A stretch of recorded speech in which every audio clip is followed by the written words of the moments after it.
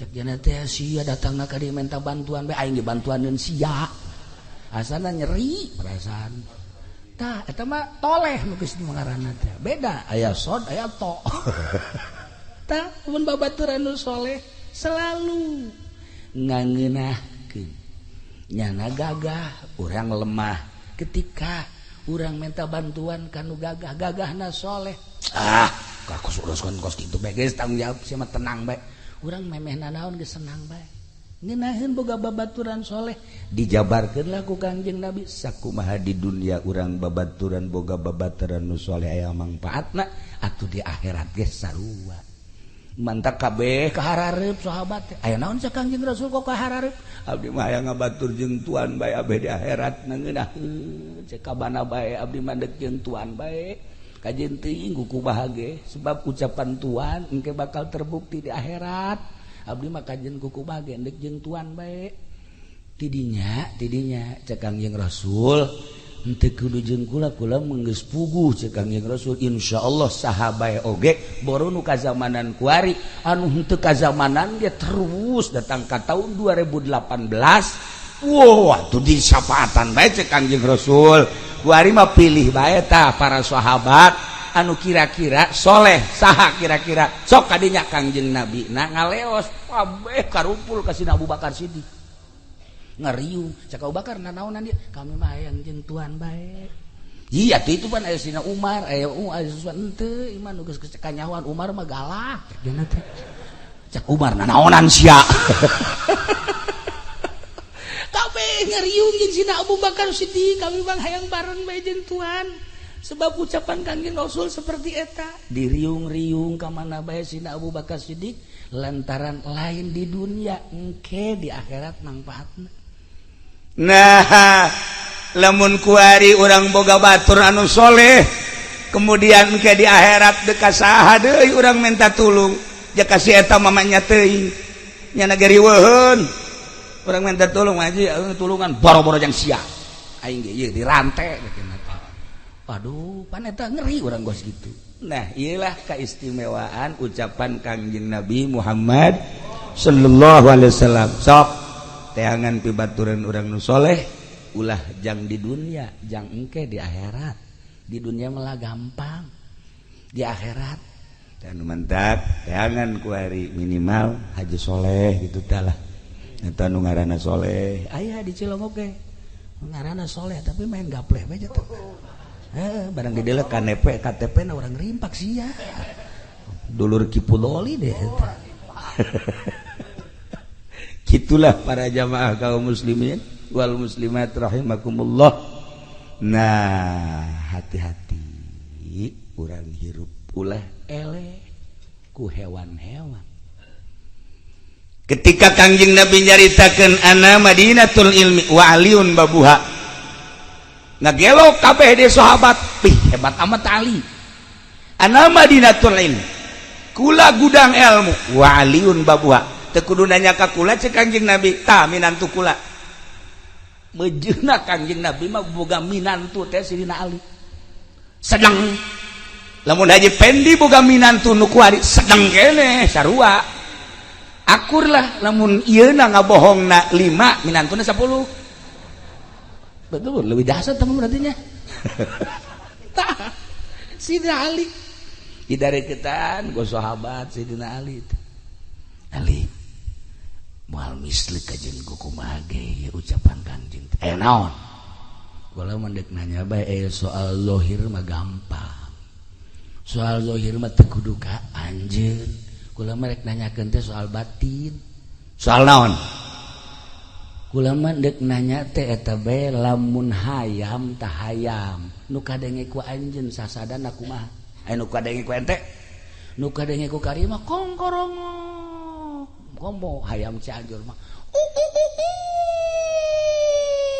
napas urang geus beak nya mencan pelung Cianjur pohara eta wih cek Sidina Ali nu kadenge ku kula mah lain eta nu kadenge ku kula mah hayam teh bahasana subuhun kudusun rabbuna wa rabbul malaikati war ruh subhanallah walhamdulillah wala ilaha illallah wallahu akbar masyaallah saha orang nu bisa ngadenge suara hayang modal kitu tapi kadenge ku sidina Ali mah subuhun kudusun rabbuna wa rabbul malaikati war ruh mantap Kangjeng Nabi nyunahkeun urang boga hayam jago warna putih sukuna koneng moal aya di mana ge sukuna koneng kok moal aja mah hese tah eta sebab naon eta teh horeganan baca zikir subhanallah subuhun kudusun rabbuna wa rabbul malaikati war ruh sedengkeun bahasa eta teh bahasa nu sok dibacakeun ku malaikat Jibril alaihi salam ketika turun di langit macana subuhun kudusun rabbuna wa rabbul malaikati war ruh ruh teh malaikat Jibril dek naik deui maca subuhun kudusun rabbuna wa rabbul malaikati war ruh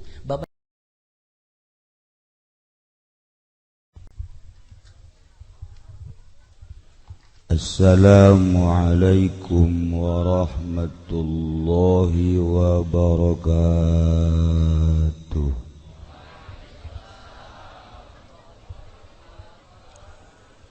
Alhamdulillah wassalatu wassalamu ala rasulillah Muhammad ibn Abdullah wa ala alihi wa sahbihi wa mawala amma ba'd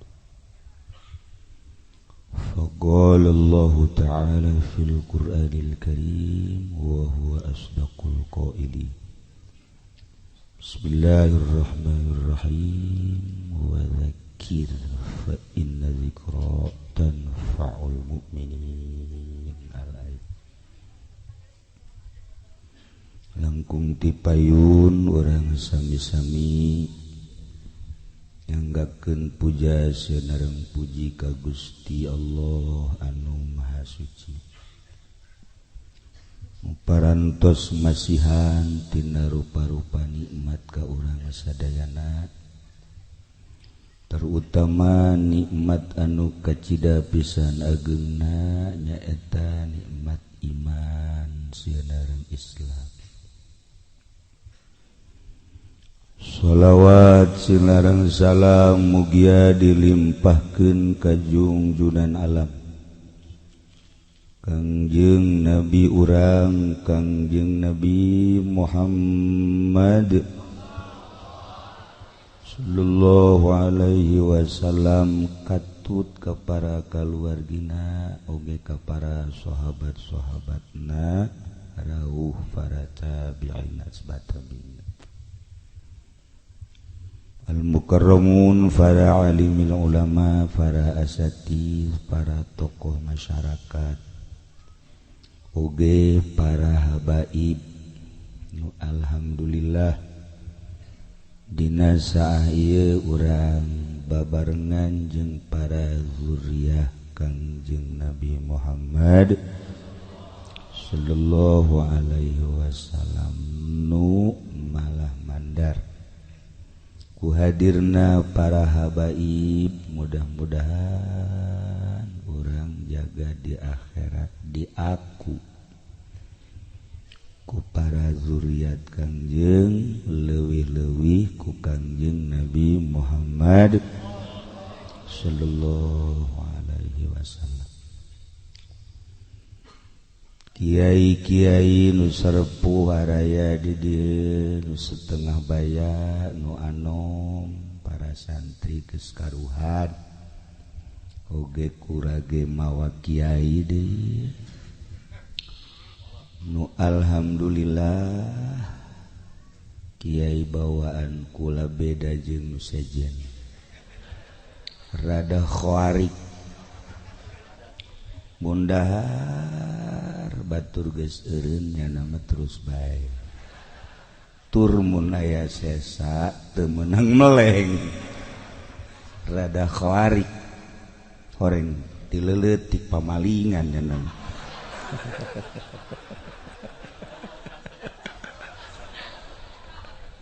eta watek datang ka kuari masyaallah kalayan inayah ti Gusti Allah alhamdulillah padahal simkuring mah geus wanti-wanti ulah pudlah nu sejen bae geus teu pati dibere resep ririungan jeung lalaki mah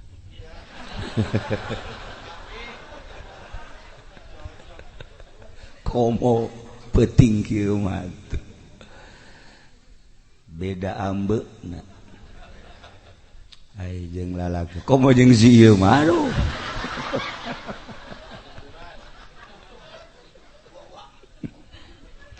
meureun bawa ti ajal namanya tapi kulantaran meureun geus aya tulisanana atuh rada dilambatkeun ge maksudna supaya diteruskeun acara kadieu teh tinggal doa balik wih dereng dimulai ge lah iya masyaallah gendeng kabeh iki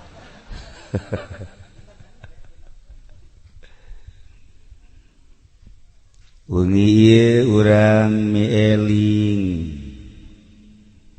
ka almarhumah nu 4 tahun silam anjeunna dipundut ku Gusti ngora keneh sabenerna mun pasini heula mah ta malaikat Israil ojol jeung ieu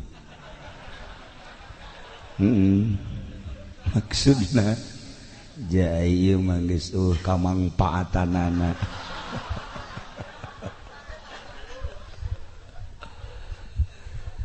tapi kulantaran teu bisa ojol jeung teu bisa disogok malaikat malain cara kipudali kisopa tama kiai rorongsokan masih kena bisa disogok-sogok malah malaikat mah teu bisa lantaran dibere dahareun tara dahar dibere inumeun tara nginum sekalipun dibere seping bed tara sare dibere bidadari artis cara nu kaimpi ku kisopa tadi embungeun malaikat mah tur malaikat manurut pisan ka Gusti Allah eueuh nu maksiat malaikat mah mun hayang ningali makhluk Allah anu teu pernah maksiat malaikat mun hayang ningali makhluk Allah nu salilana maksiat setan nu kadang-kadang maksiat kadang-kadang taat bawaan kula ngan lobaan maksiat hampir nyarupaan ka setan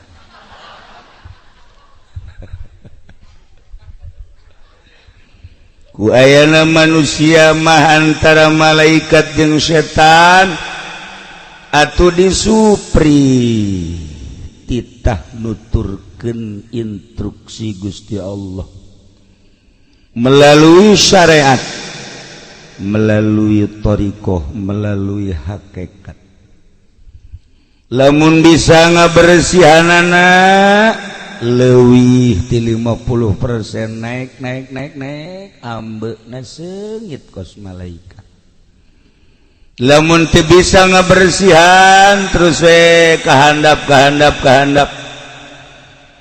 maksiat bajidor jeung sajabana atuh baueun malaikat ge mantak malaikat eta selalu ngambean sirah Haji Pendi hangru bau karunggoni cek malaikat ya Allah ya Rabb lamun hayang urang nyarupaan ka malaikat urus awak make fikih tapi lamun diurus sakadar make syariat fikih doang mah kadang-kadang ngan zahirna doang nu bagus jubah ngangsar kahandap sorban make 3 jubah make 3 naik angkot atuh teh mah kudu dibawa ka grogol zahir doang kos kitu katipu urang ku zahir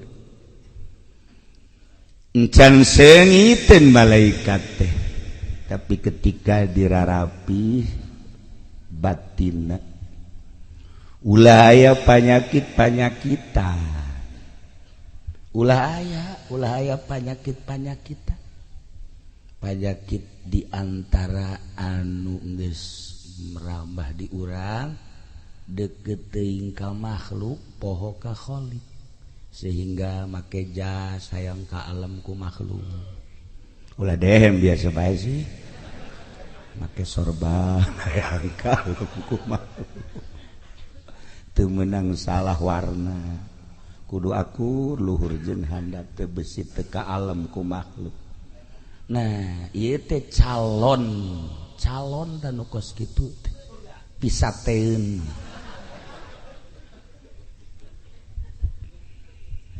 bersihan gerage tina panyakit sebab urang teh baheula suci ketika diturunkan ka dunia diasupkeun ka jasad loba watek-watek di jasad mata celi irung sungut jeung sajabana roh urang teh milu ka perwatakan eta ketika kaluar deui teh maot atuh bobolokot nilah nu dikhawatirkeun teh ketika urang maot ternyata roh urang teh henteu suci sakubah anu pertama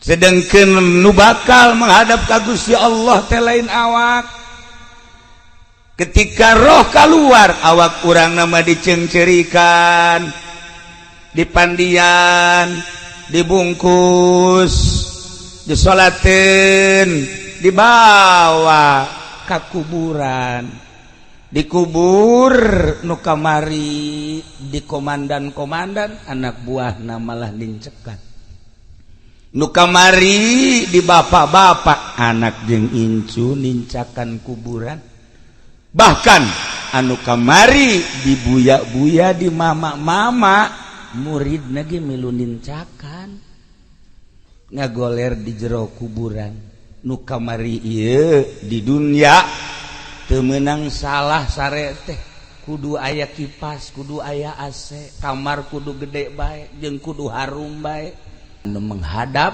ka Sang Maha Khaliq mah roh urang naik ka luhur langit ka hiji mun bagus bisa langsung ka dua mun masih kene bagus langsung ka tilu ka opat ka lima dan selanjutnya ketika bagus ku Gusti Allah disuprih titah turun deui ningalikeun jasad nu keur ngagoler di imah oh eta teh awak aing urang teh geus terpisah ketika dipandian milu urang neulekeun ketika dibungkus halapis dua lapis roh asup ka dinya set dilapis ka tilu urang aya di dinya terus dibungkus di talian sing kenceng nalian reketak jadilah pocong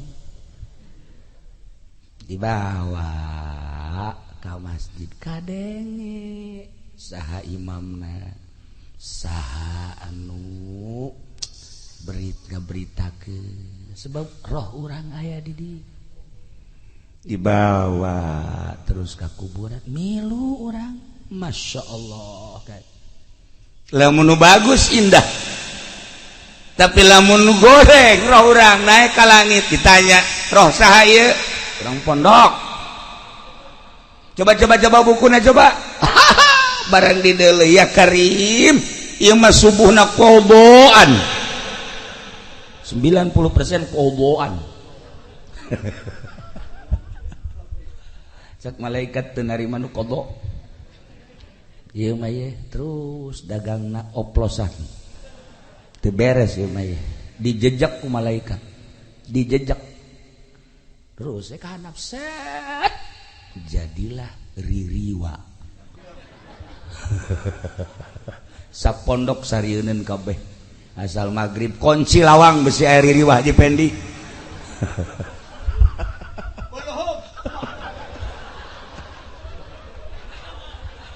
main kuluhum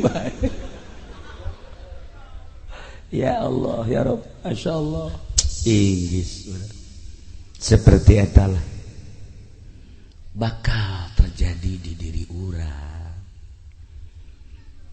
mantap jelema teh hayang masantren ingat roh aing bakal berhadapan jeung Gusti Allah ngaji pasantren kan ku kolotna gampang dunia mah loba nu teu sakola ge sararugi geus diatur ku Gusti Allah ngaji sia ngaji Masya Allah nurut budak 10 tahun dikobong nanti pasantren samakna teu balik-balik jelema na mangalayang Masya Allah teu pernah ngaji 10 tahun ngan betah bae di pondok sakitu ge geus jadi ahli sorga mondok ih sok bener sih saya betul percaya teu ngaji bae geus jadi ahli sorga atuh kok mun ngaji Masya Allah teh pondok sebab naon atuh pondok makan jelema nangan ka majelis ka ieu ka majelis ka pondok ka masjid ka majelis ka pondok atuh tambah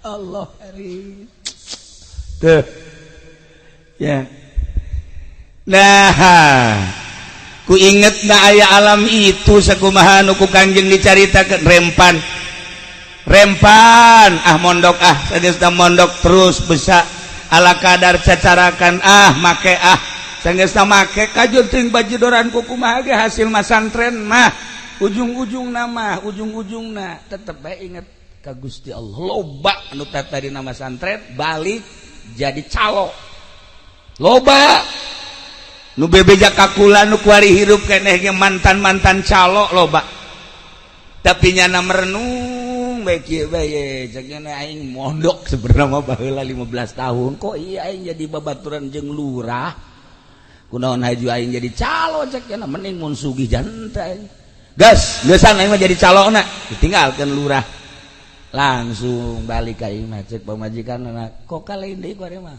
aing deuk nyai kuari mah gitu lain nyai kitu pan ieu dapur ulah mikiran dapur geus pokona mah ngaji waduh sok jasa teu percayaan pamajikanna mah teu percaya bari hirup keneh mun dibejakeun ngaranna sok ngaji bae ka Cilongok kitab di teangan deui kunya mana ieu kitab aya kabeneran geus ku geget kitabna bawa deh ku jana ka Cilongok bang ngaji dihareup bae nyana dari nundutan kita aja ku kula bari bari ngaji bae lah cenah jadi calo geus cenah sugih henteu jeung mending ngaji bae lah ujung-ujungna ku hari ngaji bae Masya Allah haji berkah deh cek pamajikanna keur jadi calo ku hari cenah nyai jangan jadi kiai cek cenah teh genaheun tarariis datang ke dapur ge tariis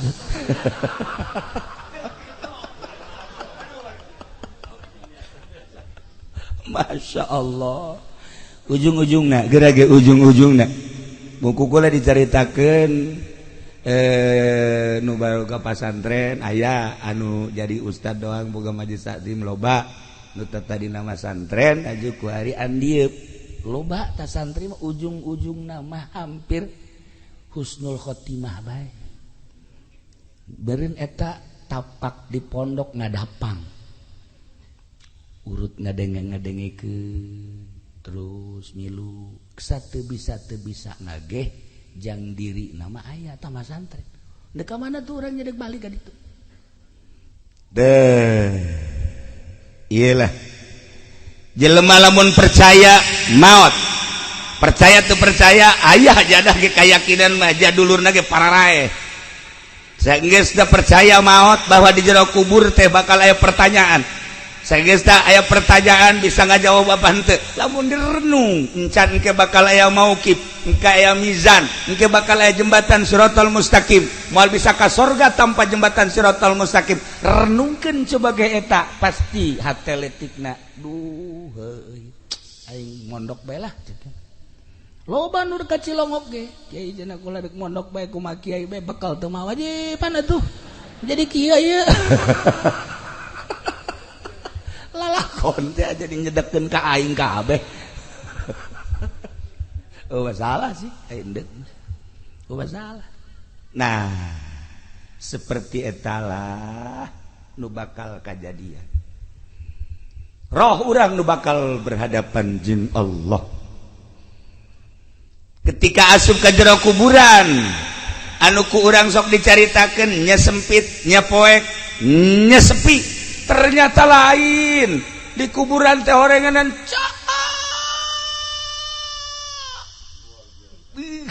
pohara. Rame. Moal Kanjeng Nabi Allahumma wasi' qabrahu wa nawwir qabrahu atupan meureundanan. Gede kuburan teh ku doa Kanjeng. Cahayaan berarti kuburan teh dina Ibanatul Ahkam pan dicaritakeun. Nah, rame di jero kuburan teh. Cek Imam Ghazali saha anu nyebutkeun bahwa di jero kuburan sepi. Ternyata begitu datang ke kuburan, Masya Allah rame. Rame teh lain lalagan rame. Kapanggih saha Kasep Ahmad, oh abdi teh salat nu 5 waktu, Masya Allah. Hari ieu abdi tahajud, nu ieu abdi duha, ya Allah ya Rabb. Hari ieu abdi teh jariyah, hari nu ieu teh ngabonceng babaturan ngaji teh, ya Allah ya Rabbi. Ai ieu saha ieu nu Kasep Ahmad abdi zikir cenah. Nu ieu sholawat, Masya Allah. Hari ieu muludan cenah teh abdi sok nyumbang aqua teh hiji. Paingan rada leutik sama ieu. Raya kabeh rarentul di jero kuburan teh. Ya Allah. Ulah disangka di jero kuburan teh sepi, orang bakal kaparang. Sok geura ge Haji Pendi maot kapanggih. Ieu sahih hideung amat, ieu bohong. Hari nu ieu coba amat coba mati ieu nipu. Hari nu ieu wah, ieu mah maling karung. Raya kabeh rame mengaji orang di jero kuburan teh.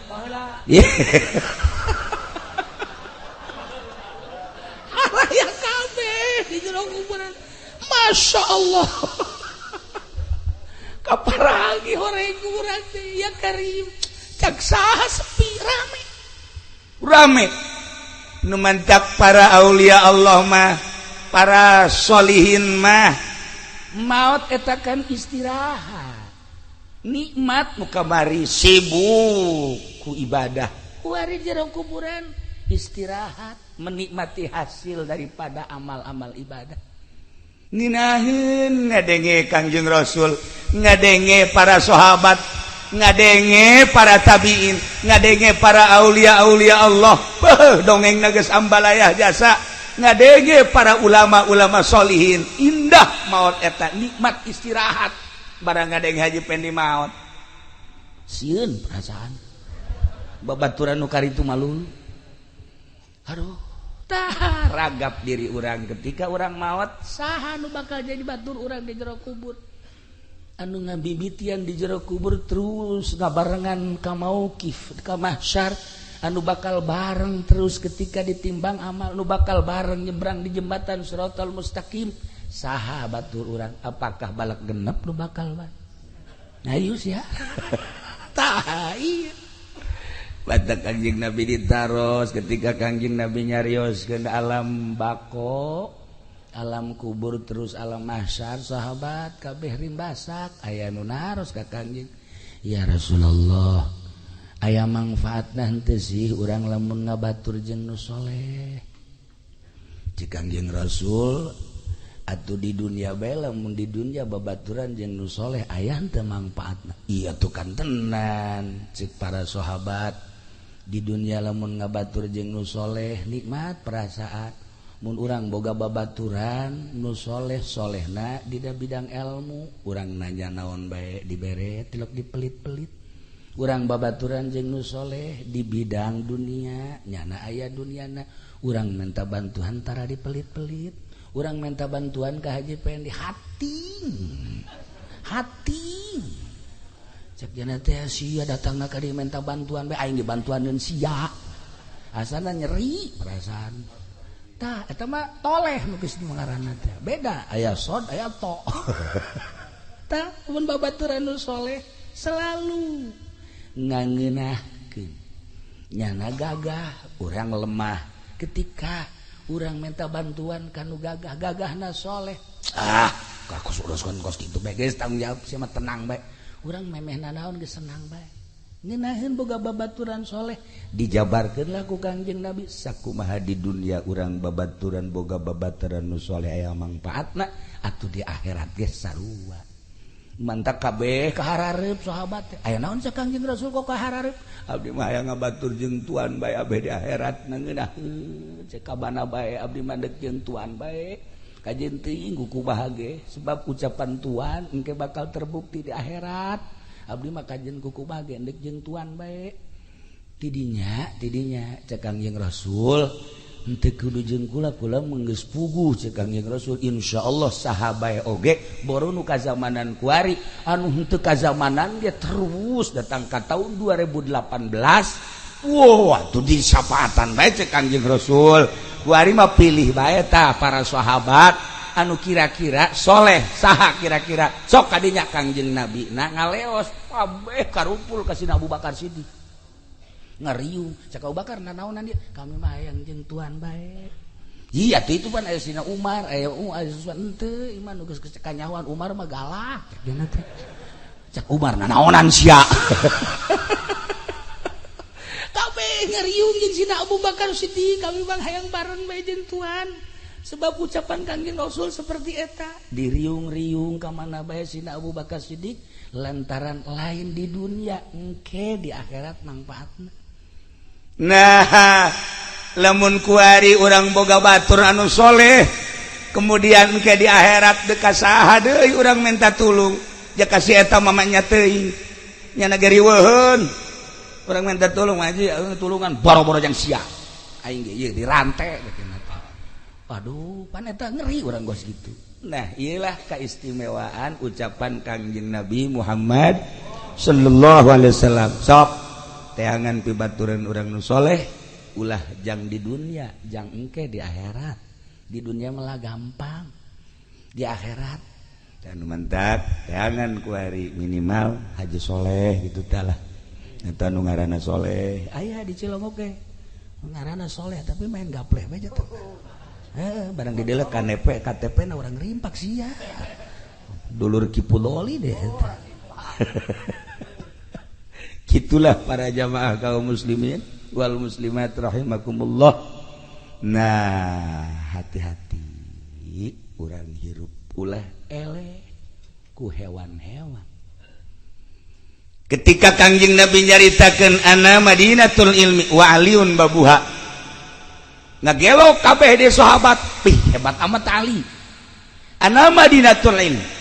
Kula gudang ilmu wa aliun babuha. Tekudu nanya ka kula cek Kangjeng Nabi tah minantu kula mejeuna Kangjeng Nabi mah boga minantu teh Sidina Ali sedang lamun Haji Pendi boga minantu nu kuari sedang kene sarua akur lah lamun ieuna ngabohongna 5 minantuna 10 betul lebih dahsyat teman berarti nya tah Sidina Ali idareketan go sahabat Sidina Ali moal mislik kajen kumaha ge ucapan Kangjeng naon kula mendek nanya bae soal zahir mah gampang soal zahir mah teu kudu ka anjeun kula mah rek nanyakeun teh soal batin soal naon kula mah dek nanya teh eta bae lamun hayam tah hayam nu kadenge ku anjeun sasadana kumaha nu kadenge ku ente nu kadenge ku karimah kongkorongo komo hayam Cianjur mah napas urang geus beaknya na encan pelung Cianjur pohara eta wih cek Sidina Ali nu kadenge ku kula mah lain eta nu kadenge ku kula mah hayam teh bahasana subuhun kudusun rabbuna wa rabbul malaikati war ruh subhanallah walhamdulillah wala ilaha illallah wallahu akbar masyaallah saha orang nu bisa ngadenge suara hayam modal kitu tapi kadenge ku Sidina Ali mas subuhun kudusun rabbuna wa rabbul malaikati war ruh mantap Kangjeng Nabi nyunahkeun urang boga hayam jago warna putih sukuna koneng moal aya di mana ge sukuna koneng kok moal aja mah hese tah eta sebab naon eta teh horeganan baca zikir subhanallah subuhun kudusun rabbuna wa rabbul malaikati waruh sedengkeun bahasa eta teh bahasa dosok dibacakeun ku malaikat Jibril alaihissalam ketika turun di langit macana subuhun kudusun rabbuna wa rabbul malaikati waruh ruh teh malaikat Jibril dek naik deui maca subuhun kudusun rabbuna wa rabbul malaikati waruh babacaan malaikat Jibril bisa kakalayangan sadunya maca subuhun kudusun rabbuna wa rabbul malaikati waruh hayam jago babacaanana eta baca coba ku Haji Pendi subuhun kudusun rabbuna wa rabbul malaikati waruh keur naik mobil nabrak aneh aing mah heueuh aneh lain salah babacaanana sungut nameureunnya heueuh sungutna ieu akur jeung kolbu jadi ceplakna teh akur jeung tapak ih ulah kigituanan kabehan ieu subuhun kudus masyaallah kari teh itu bahasa hayam Sidina Ali ditaros deui tuan ari eta sih bangkong kumaha eta bahasana bangkong bahasana subhanallah alhamdulillah subhanallah alhamdulillah subhanallah alhamdulillah bangkong mawajan subhanallah alhamdulillah subhanallah alhamdulillah teu eureun kadenge kurang kok horegan subhanallah alhamdulillah subhanallah alhamdulillah subhanallah alhamdulillah eta bahasa bangkong coba bahasa Haji Pendi goni karung atuh masih kene muliaan bangkong jeung sieu mah Masya Allah karim guys kuari mah urang manggih bangkong usapan manggih sieu tinju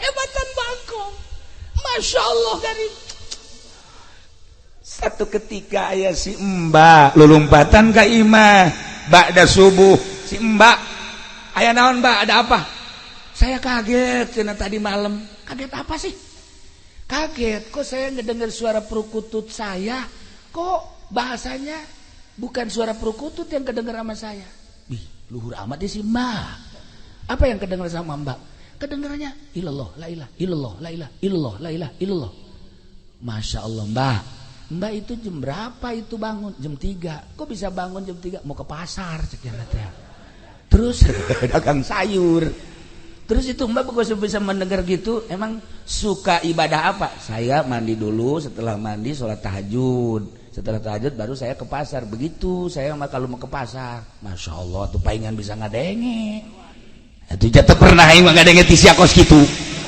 atuh kata hebatan si Mbak daripada tukang karung mah atunya mah hudang malah nu dihandap leuwih ti heula hudangna oreganan Masya Allah kasih Mbak bisa dibukakan hijab kukusnya Allah meureun nol hatena di Cilongok eta ulah kaget eta kasih Mbak ya Allah ya Rob horenganan hudang mandi wudu tahajud beres terus berangkat jam 3 ka pasar satu ketika ngadenge suara perukutuna seperti eta sarua jeung nu dijabarkeun ku Sayyidina Ali karramallahu wajah ana Madinatul Ilm wa aliun babuha pohara nah iyalah lamun dicaritakeun hewan ditataan ku Sidina Ali bahasa onta bahasa sapi bahasa jamus bahasa munding bahasa berbagai hewan dijabarkeun ku Sidina Ali hebat amat eta Sidina Ali bisa nyahueun ka bahasa hewan luar biasa eta Sidina Ali Masya Allah nu mantak wajar lamun terus bae urang ngahadiahan Abu Bakar Umar Utsman Ali Abu Bakar Umar Utsman Ali horenganan kos kitu atupan sieu mah mun maot anakna ge wallahu alam hadiah wallah henteu heeh anakna misalnya itu bapak udah meninggal biarin aja enggak tuh lu jarah dah lagi hidupnya juga begitu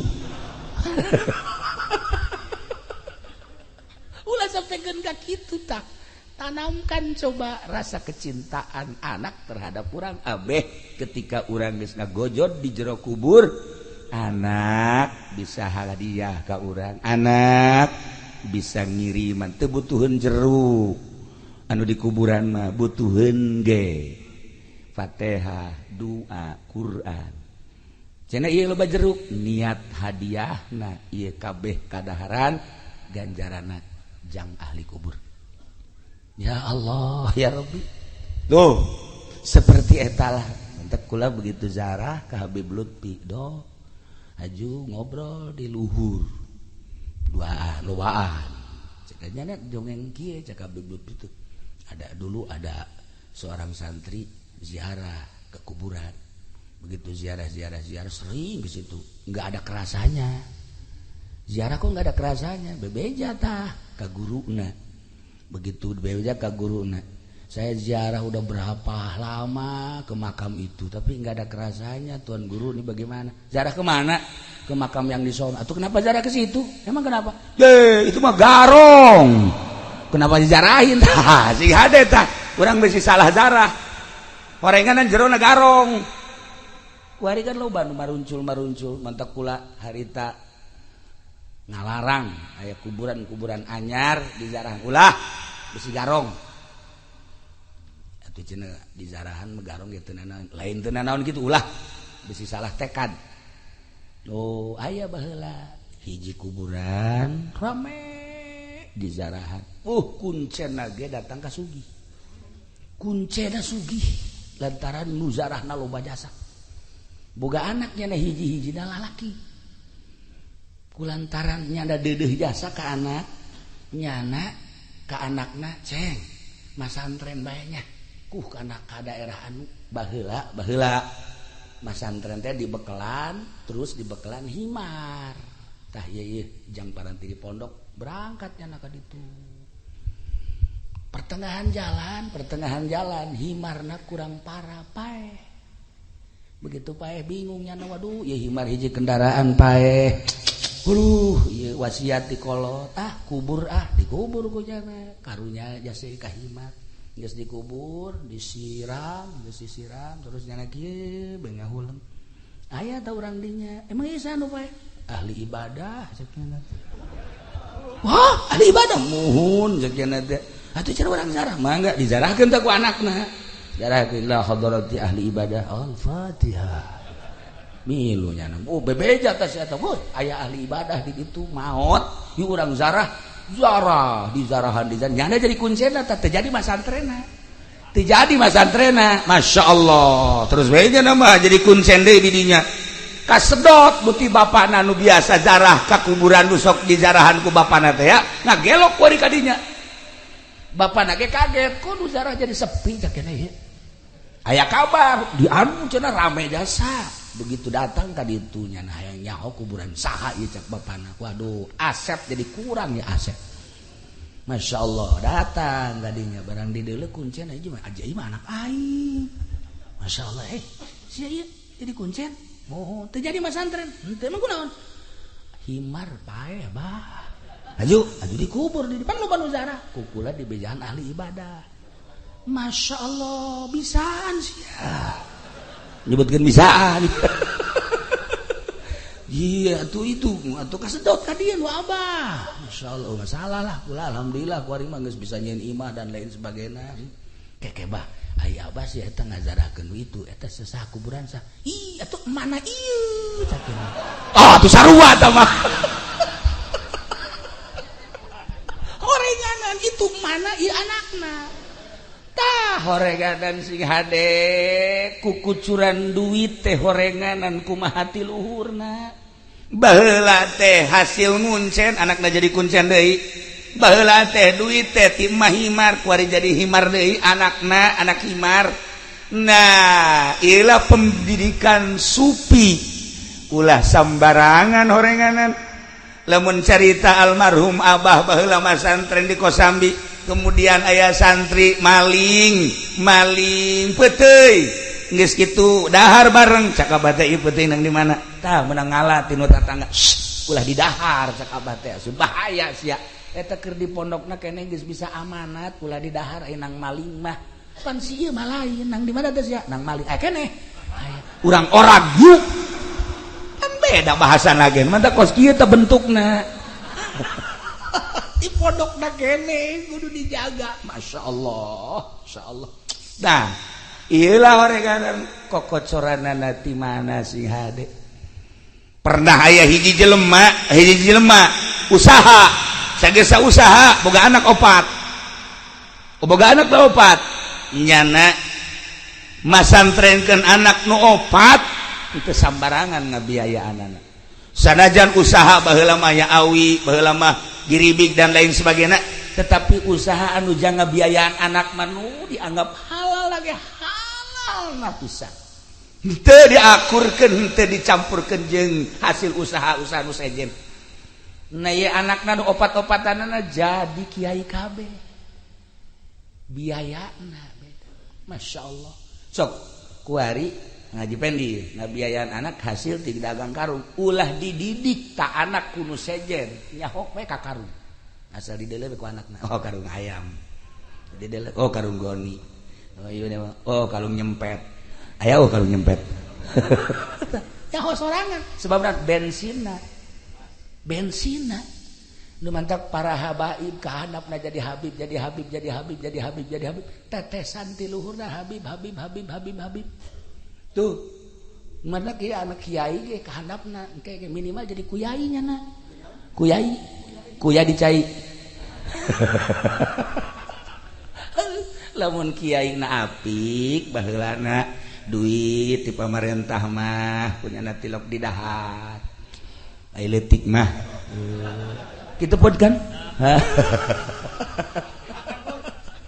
lah ieu duit-duit bangsa ti calo-calo tara nah diapika anak teu kudu usaha hese beleke gerage bakal netes ka anak tapi lamun sambarangan nah ieu teh urusan ngaji mah gampang deuk ngaji naon babari kuari mah malah henteu kudu masantren kuari mah pencet HP deuk ngaji naon di HP deuk ngaji naon deuk ngaji hakikat ge aya di HP deuk ngaji hakikat geus aya di HP masyaallah guru mursyid Mbah Google geus aya tadi HP mantap mararikung kabeh jelema aya kabeh tapi lain eta nu hese mah mengenal Allah nu kudu boga guru lain sakadar ilmiah sebab lamun eueuh guru hese engke nuduh-nuduhkeun anak menuju Allah mah hese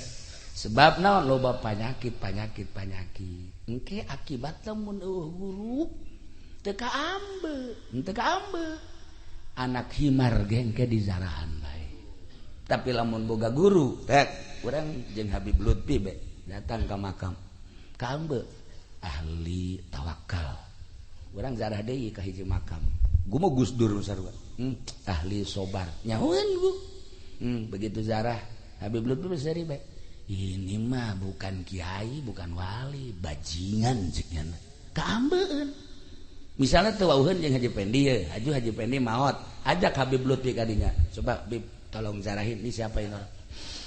Jaga mantu.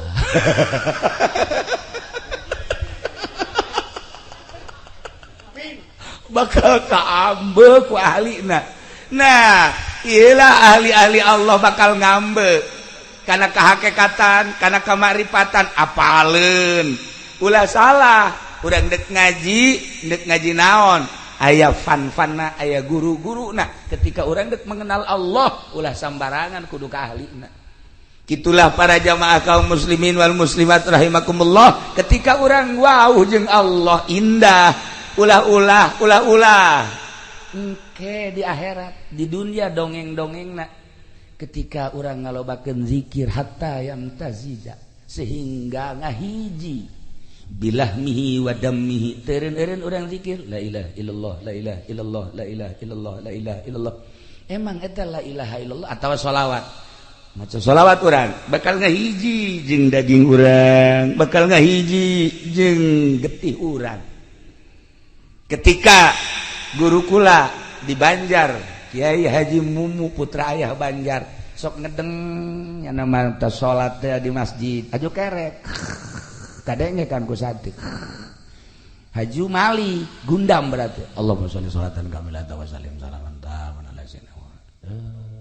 kekerek deui ke malik deui Allahumma sholli sholatan kamilatan wa sallim salaman gundamna bae sholawat coba si ieu gundam ayo coba hayang nyaho coba ayo gundamna Goni.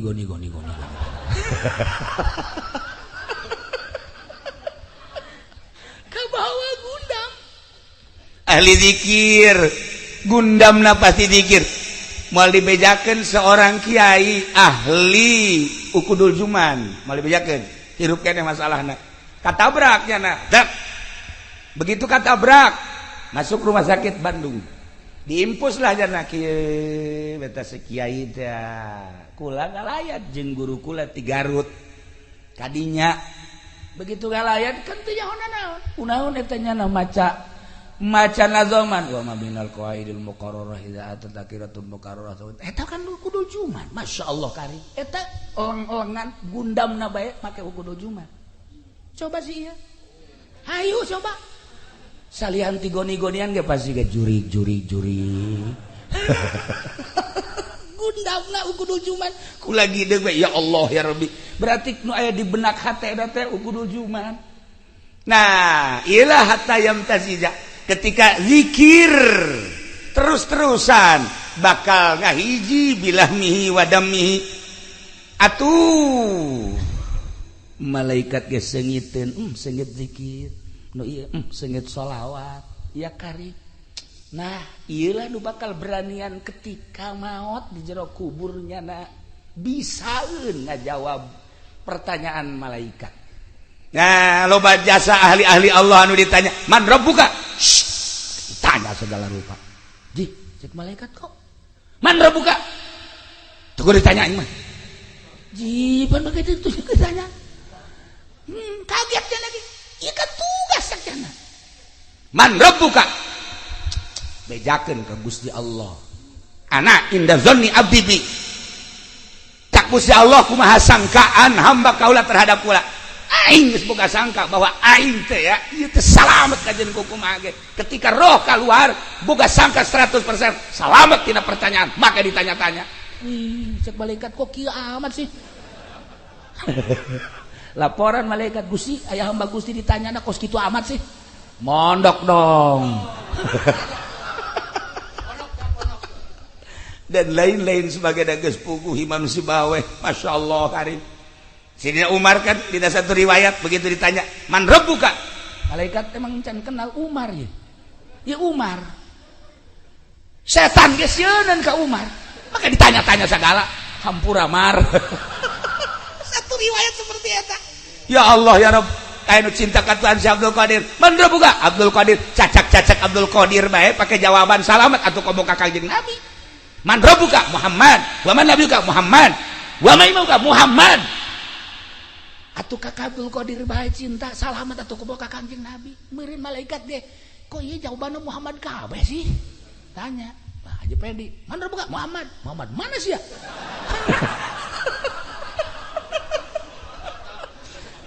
Cilaka sih ya. Muhammad emang ente nyaho. Ieu kampak ya.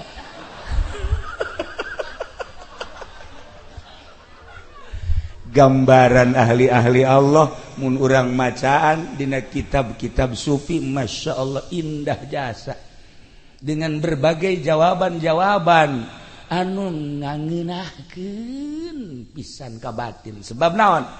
Asma Allah, sifat Allah jeung zat Allah geus ngahiji di awakna. Jadi nu ngajawab teh lahmihi wa dammihi.